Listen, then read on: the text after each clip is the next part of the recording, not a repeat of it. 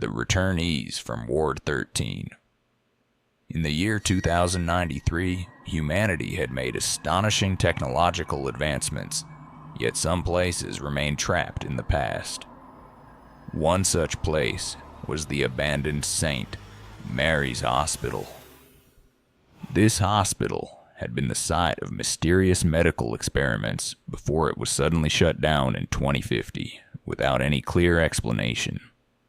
Elias Carter, a young investigative journalist, was assigned to investigate the hospital after rumors spread about strange noises and moving shadows inside.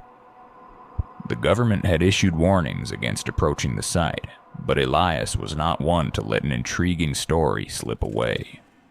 He sneaked into the building at night, equipped with a thermal camera and an electromagnetic signal detector. As soon as he stepped inside, he felt an unnatural cold despite the sweltering summer heat. The walls appeared distorted, almost pulsating, and the old lights flickered erratically. He walked through the hallways, but something felt terribly wrong. As he neared Sichido, Ward 13. The place rumored to be where the last patients had disappeared. He heard footsteps behind him. He turned quickly, but the hallway was empty. His thermal camera picked up a humanoid shape standing at the end of the corridor, yet he saw nothing with his own eyes.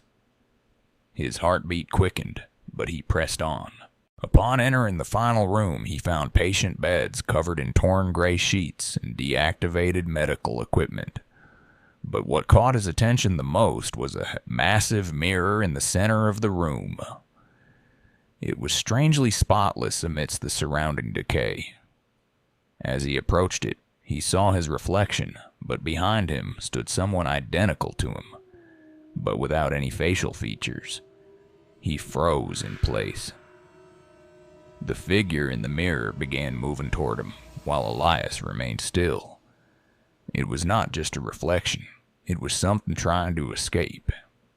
Suddenly, the lights went out. The mirror turned into a black void, and a pale hand emerged, grabbing his wrist.